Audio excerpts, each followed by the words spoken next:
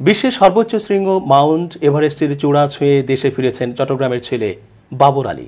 বুধবার ওই দুঃসাহসী অভিযানের গল্প বাবর শোনালেন চট্টগ্রাম নগরীর আলিয়স ফ্রসেজ দ্য চট্টগ্রাম মিলনায়তনে অনুষ্ঠিত সংবাদ সম্মেলনে তিনি জানান, এভারেস্ট শীর্ষে 1 ঘন্টা 10 মিনিট অবস্থান করেছেন। নেমে আসার সময় এক আহত পর্বতারোহীর জন্য 1.5 ঘন্টা আটকে ছিলেন। এই উন্মুক্ত এলাকায় শুরু হয় তুষার ঝড়। সৌভাগ্যক্রমে তিনি বড় কোনো দুর্ঘটনার হাত থেকে বেঁচে যান। ক্যাম্প 4 এবং এর উপরের এলাকায় পর্বতারোহীরা অক্সিজেন সিলিন্ডার ব্যবহার করলেও বাবর চেষ্টা করেছেন অভিযানে যতটা সম্ভব কম কৃত্রিম অক্সিজেন নিতে, কারণ তিনি স্বপ্নে দেখেন আগামীতে অক্সিজেন সহায়তা ছড়াই আরও কোনো শৃঙ্গ আরোহণ করবেন। 2 পর্বতে তার সাথে ছিলেন নেপালের গাইড বাইরে তামাং। বাবর বলেন, এভারেস্টের উচ্চতা বেশি হলেও লোৎসে আরোহণ তুলনামূলক কঠিন।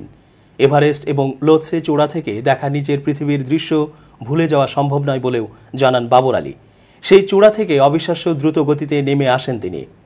বেইজ ক্যাম্প থেকে কাঠমান্ডু ফিরেন মাত্র 3 দিনে।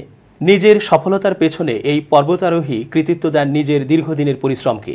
বাবর বলেন, সুস্থ শরীরে ফিরে এসেছি, এটা আমাকে আনন্দ দিয়েছে। 4 কেজি ওজন কমেছে।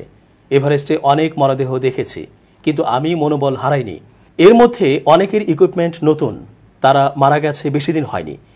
এভারেস্ট সামিট করার ক্ষেত্রে আবহাওয়া বড় ফ্যাক্টর। বাংলাদেশের একজন আবহাওয়াবিদ আমাকে দারুণ সহযোগিতা করেছেন।